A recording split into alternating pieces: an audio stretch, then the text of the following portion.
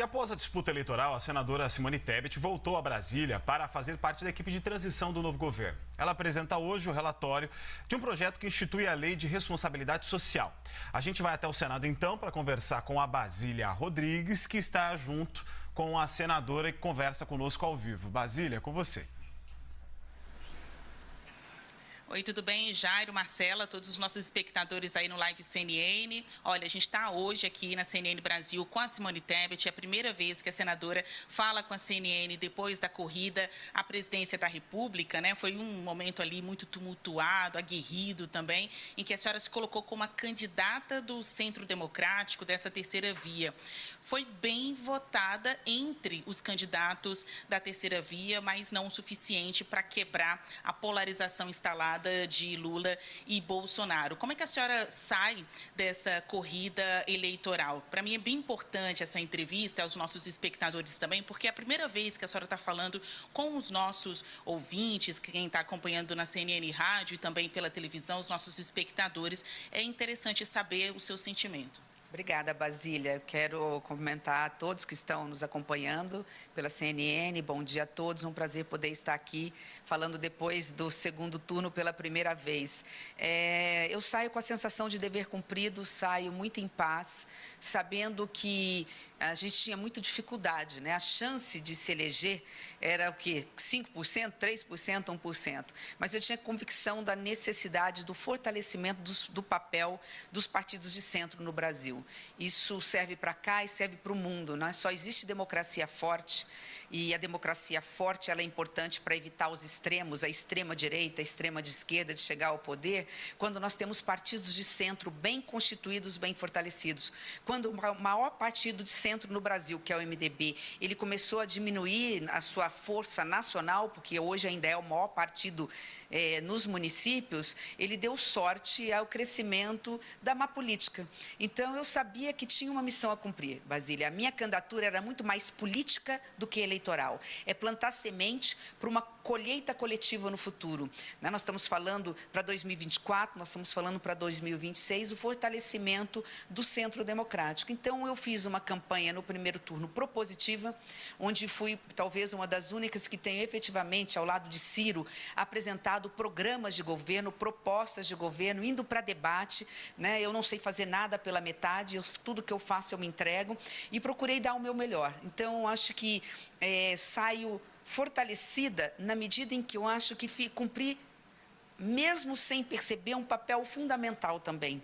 Impressionante, onde a cada 10 pessoas que falaram que votaram em mim, 8 são mulheres. Isso, para mim, é muito importante. Eu faço política com mandatos consecutivos há 20 anos. Desde o meu primeiro dia, eu luto por mais mulheres na política, para que nós tenhamos a pluralidade, que é a cara do Brasil, nos espaços de poder. Então, saber que as mulheres se sentiram empoderadas, se sentiram representadas, se sentiram felizes com propostas que nós apresentamos muito para o lado social também, isso me dá uma tranquilidade muito grande, apesar, né, de ser já agora um tom de despedida, porque meu mandato de senadora termina agora, dia 31 de janeiro do ano que vem. Exatamente. A senhora é aquela candidata que perdeu ganhando, porque a senhora chamou atenção, ganhou mais notoriedade nacional, tem aí o seu capital político, como bem colocou. E agora faz parte da equipe de transição do governo eleito para tratar do desenvolvimento social, dos gastos e dos investimentos sociais. Qual vai ser o papel, ou qual já está sendo o papel da senhora nessa fase de transição? Sai Bolsonaro, entra Lula. E a Simone Tebet vai para onde? Pois é, Basília, você comentou algo interessante, que eu ontem, ainda conversando com um grande político e economista brasileiro, ele falou: Simone, eu acompanho política desde a redemocratização, todas as candidaturas à presidência da República. Você foi a única até hoje que enfrentou, né, a lei da gravidade política, porque quem perde no primeiro turno tende a diminuir os seus espaços no segundo turno. E eu respondi para ele o seguinte: foi a decisão mais importante de toda a minha vida política. Eu tomei no mesmo dia do resultado das urnas, mais fundamental. Exigiu de mim coragem, mas eu sabia que não tinha outro caminho, porque as urnas não levaram 2 democratas para o segundo turno, apenas um. Então, não havia outro caminho. Aí muitos chegaram a implorar para mim, no sentido de de não me manifestar no segundo turno, que eu poderia, você falou em perda de capital político. Não é isso que estava em jogo. O que estava em jogo era a democracia, tudo aquilo que nós nos propusemos. Por isso, e é a sua pergunta, que eu aceitei ir para a equipe de transição do presidente eleito Lula, porque naquilo nós temos muitas diferenças. Eu não sou do PT, nunca estive com o PT, mas daquilo que nos assemelha está muita pauta social. Tanto eu quanto o programa de governo do presidente Lula, nós nos pautamos do coração do nosso programa de governo, era e é o social, colocar as pessoas em primeiro lugar, especialmente as pessoas mais pobres. Então, o que eu senti? No dever de ajudar e colaborar, quando eu recebi o convite do vice-presidente eleito, Geraldo Alckmin, para fazer parte do grupo de transição, que é a pasta do Ministério, hoje, da Cidadania, mas que nós estamos chamando de Desenvolvimento Social e Combate à Fome. Exato. E a gente tem no estúdio o Jairo Nascimento, a Marcela Raal, para fazerem perguntas também. Hoje aqui no Senado, se tiver quórum, é claro, a senhora vai apresentar o seu relatório sobre a Lei de Responsabilidade Social. Gostaria que no decorrer da nossa entrevista a senhora falasse mais sobre isso, né? É indicação de metas de redução da pobreza, é criação de novos projetos sociais. Vamos lá para o estúdio. Muito bem, vamos aproveitar o gancho aí. Eu gostaria, senadora, quem está falando aqui é o Jairo Nascimento, de lhe perguntar uma coisa como pessoa física e outra como senadora. Como pessoa física, a senhora se sentiria confortável receber um convite para assumir a pasta de desenvolvimento social ou algo do gênero, algo ser chamado dessa forma? E como senadora, a senhora avalia que seja possível passar a PEC com duração de 1 ano ou de 4 anos com a exclusão do Bolsa Família do teto de gastos?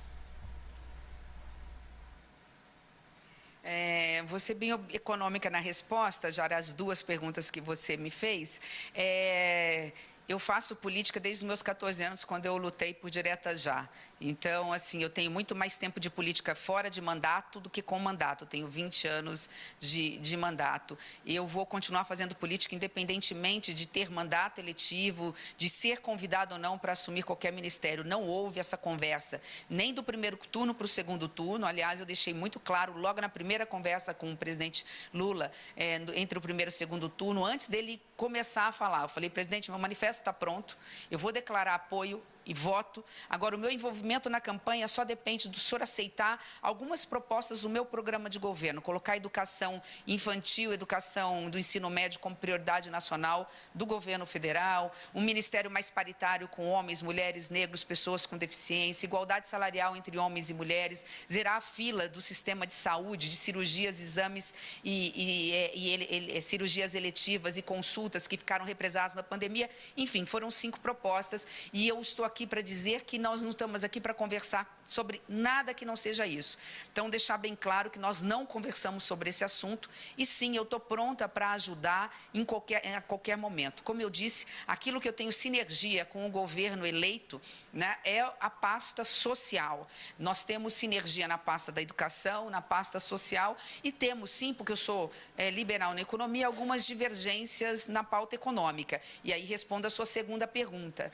Essa PEC começa agora a discussão, agora eu falo como senadora da República, não como alguém que está integrando o grupo de trabalho da transição, e esta PEC, ela tem que ser muito bem trabalhada, porque você pode estar dando com uma mão e tirando com 2, então nós temos que tomar muito cuidado com isso. Nós sabemos que responsabilidade fiscal não é um termo só que os liberais têm como mantra. Na realidade, a responsabilidade fiscal, ela é um meio para se alcançar o social. O objetivo de qualquer pessoa que faça política, de qualquer ser humano, de qualquer cristão, é ver garantido num país como o nosso igualdade de oportunidade para todos os nossos filhos. E é intolerável a miséria no Brasil, é intolerável que alguma criança passe fome.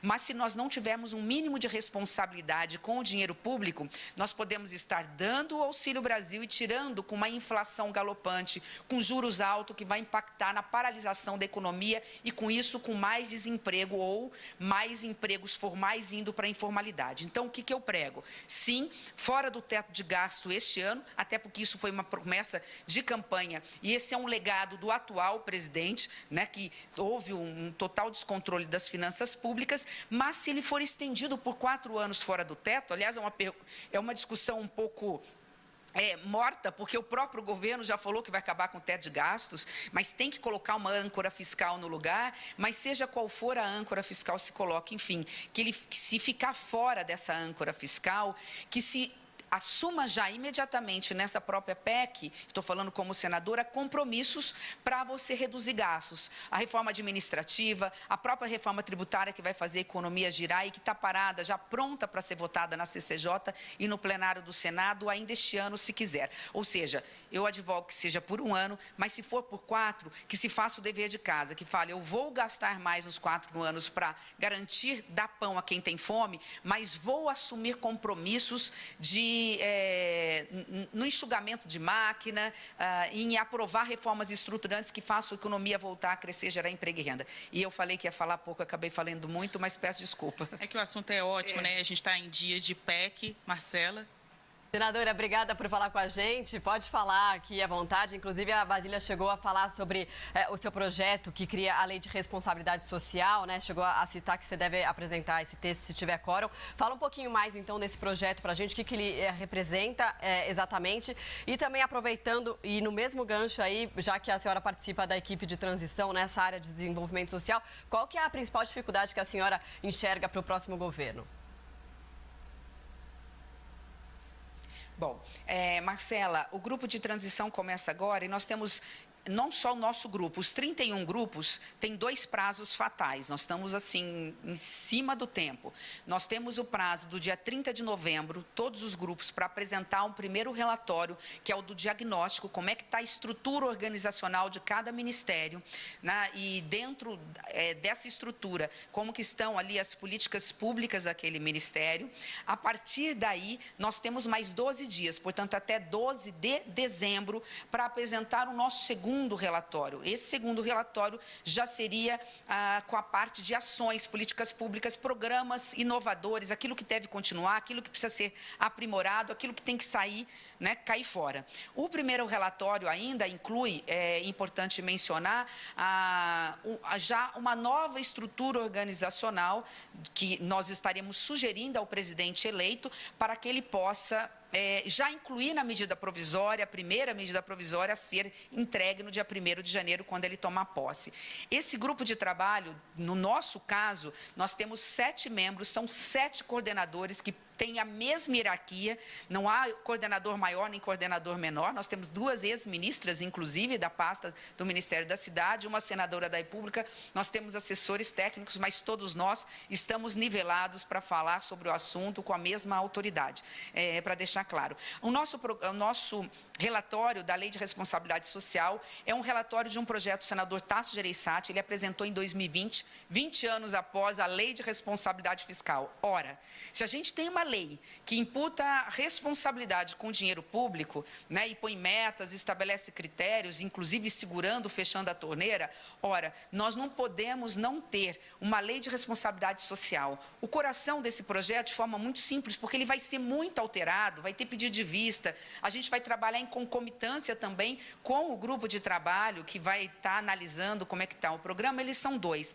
Primeiro, o coração é estabelecer metas de diminuição da pobreza no Brasil e de erradicação da miséria no Brasil, dando um prazo de 3 ou 4 anos, a depender do que foi aprovado, para que a gente possa sair de 12% para 11% para 10% de pobres no Brasil e, no caso da extrema pobreza, que a gente fala que é da miserabilidade, que a gente possa quase que zerar. Então, sai o ano que vem de 4%, vai para 3%, no terceiro ano 2% e assim por diante. Por que que isso é possível? Porque também nesse projeto a gente estabelece o seguinte: o que não pode é faltar dinheiro para o chamado Auxílio Brasil ou Bolsa Família, seja o nome que vai ser dado para o programa.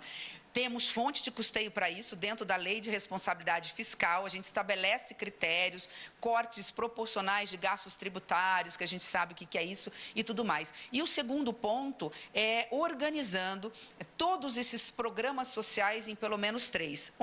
é a renda básica, que é o auxílio. O segundo, que foi uma promessa que a gente fez de campanha, mas isso baseado em estudos, inclusive internacionais, que é o Poupança Jovem, ou Poupança Mais Educação. Os nossos jovens, especialmente no ensino médio, precisam voltar urgentemente para o banco de sala de aula, porque hoje ele nem estuda e nem trabalha, grande parte dele, e é depositado. Isso não tem impacto inicial, porque é em títulos do Tesouro, e ele vai poder sacar só no final do ensino médio. A gente está analisando algo em torno de 5 mil, eu estou falando de um projeto embrionário, que está começando a discussão agora, que pode sair muito diferente depois. E um terceiro, que é uma grande preocupação também nossa, e era preocupação do candidato eleito, né, do presidente eleito Lula, que é com a informalidade. Hoje, aqueles que têm o Bolsa Família, o Auxílio Brasil, e que estão na informalidade, se eles vêm para a formalidade, eles poderiam perder o programa. Então, estabelece regras, mas mais do que isso, um depósito também em títulos do Tesouro, que vira dinheiro depois, que é colocado mês a mês para cada trabalhador do programa do Auxílio Brasil, do Bolsa Família, em que ele recebe algo em torno de 15% depositado daquilo que ele declara que é a renda dele na formalidade ou na informalidade, ou seja, com carteira de trabalho ou mesmo sem, agora estamos incluindo aquele que é informal, para que ele possa levantar pelo menos 2 vezes, no máximo 2 vezes por ano, em caso de uma fatalidade, uma calamidade pública, ou ele foi mandado embora, ou ele está doente, ele poderia estar levantando esse dinheiro, porque ele não tem, por exemplo, o informal, ele não tem 13º, ele não tem férias, ele não tem seguro, então é alguma coisa nesse sentido. Mas, repito, para encerrar, é o início de uma conversa, né? No Senado, num parlamento como o Congresso Nacional, começa assim, a gente apresenta o relatório, pedem vista, apresentam emendas, a gente modifica e, obviamente, de acordo com o que vier do governo eleito. É um projeto que eu reputo da mais alta importância. Eu quero parabenizar a sensibilidade do autor, que é o senador Tasso Gereissati. É muito simbólico, né? A gente vê essa discussão sobre responsabilidade social na esteira dos acontecimentos, das críticas que tiveram na semana passada contra uma fala de Lula, do presidente eleito. Então, quando a senhora vê esses dois assuntos, responsabilidade fiscal e responsabilidade social, pelo que eu compreendi da sua fala, a senhora entende que uma não existe sem a outra? Não só não existe sem a outra, uma garante a outra. É a responsabilidade fiscal, a responsabilidade que eu tenho com o dinheiro dos impostos que você paga, que eu pago, que o cidadão comum paga, que garante efetivamente que a gente, ao cobrir aqueles que mais precisam, dando auxílios e através dos programas sociais, não seja tirado lá na ponta na hora que ele vai comprar o arroz e feijão no supermercado, porque ele vai estar o arroz e feijão todo mês ou toda semana sendo aumentado por falta de uma política fiscal equilibrada no Brasil. Então, é possível fazer as duas coisas. Eu estava naquele dia no evento. Na grande realidade, o presidente eleito estava fazendo uma fala política, né, para os seus. E, por conta disso, causou todo o ruído. Talvez a falta ainda do ministro da Economia tenha dificultado toda esta conversa. Mas, depois, os próprios interlocutores do presidente eleito Lula já disse, né, os interlocutores disseram que o presidente tem o compromisso com responsabilidade fiscal, é contra o teto de gastos, a gente já sabia disso, mas que discute uma âncora fiscal. A PEC que começa a ser discutida hoje, acho que será uma boa sinalização do que vem pela frente. Levando em consideração todo o domínio dos fatos que a senhora coloca aí, dos assuntos, eu preciso voltar a uma pergunta do Jairo. A senhora não descarta ser ministra da área. Entendo que existem coordenadores com peso igual, todo mundo importante na contribuição dessa discussão, mas se vier o convite de ministra, a senhora aceita? Mas, Ilha, eu não posso dar uma resposta dessa se sequer eu tive uma conversa com o titular, né, do presidente eleito. Primeiro, é importante dizer que eu reconheço, com toda a humildade, que meu projeto eleitoral foi derrotado nas urnas. Fiquei em terceiro lugar, repito, acho que cumpri uma missão, faria tudo de novo, né, porque cumpri uma missão com as mulheres brasileiras, cumpri uma missão com a democracia, sei que fomos importantes, essa campo democrático, garantiu de alguma forma a eleição também do presidente Lula no segundo turno. Sugestões nossas foram acatadas, fico muito feliz, né? Vamos usar branco, que é o branco da paz, é uma forma da gente unir, dialogar, que este é um governo que, se for eleito, disse isso lá no primeiro para o segundo turno, vai ser um governo de uma ampla frente democrática. O presidente Lula já sinaliza isso quando, no grupo de trabalho, coloca pessoas de todas as matizes ideológicas, de todos os partidos compondo. Então, eu estou pronta para ajudar o Brasil. Eu não preciso de mandato, eu não preciso de ministério. Se esse convite for feito, é óbvio que no momento oportuno eu vou sentar inclusive com pessoas que sempre estiveram ao meu lado, e foram poucas na campanha. Eu fiz política quase que sozinha, andando nas ruas, conversando com as pessoas. Eu brinquei, mas é verdade. Eu tinha um caixote e microfone para falar, mas passei o meu recado, vou estar conversando com essas pessoas para aí, a partir daí, tomar a decisão. A senhora me deu um tempo curto para a nossa entrevista, eu só vou jogar para o estúdio, perguntar se tem mais alguma pergunta, e aí depois disso a gente libera a senhora. Marcela, Jairo? Aqui nós não temos. Quero dar liberdade para você, Basília, se quiser fazer mais um questionamento, aproveitar e encerrar, fica à vontade. Em quanto tempo a senhora acha que o governo eleito já tem que colocar em campo um primeiro programa ou um primeiro cumprimento de meta, como a redução da pobreza? A gente tem aí 4 anos pela frente, todo mundo diz que o primeiro ano de governo é o mais importante, porque dá mais liberdade para aprovação de reformas, aquelas que demandam mais negociação. Mas o país está aí cheio de estatísticas sobre pessoas na miséria, endividadas, passando fome, e a fome é agora, né? A vontade de comer é no dia. Em quanto tempo a senhora acha que esse governo novo tem que começar a mostrar resultados? No primeiro mês.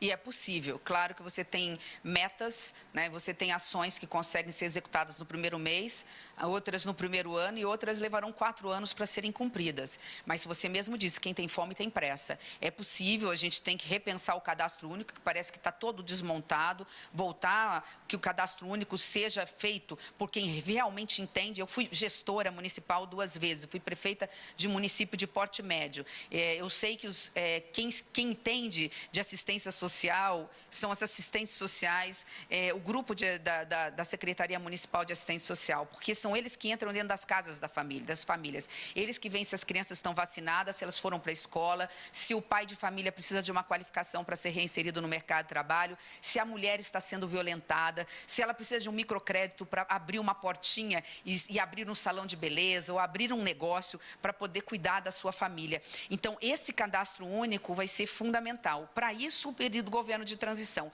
É possível, não estou falando agora pelo nosso grupo de trabalho, pelas pessoas competentíssimas que estão na coordenação, são 7, né?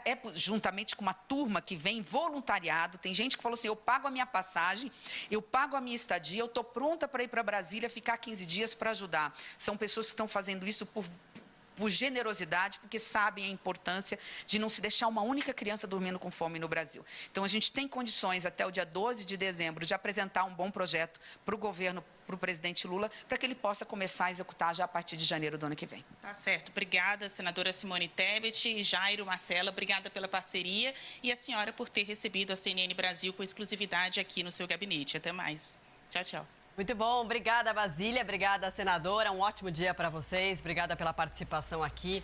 A gente então conversou com a senadora, integrante da equipe de transição, Simone Tebet.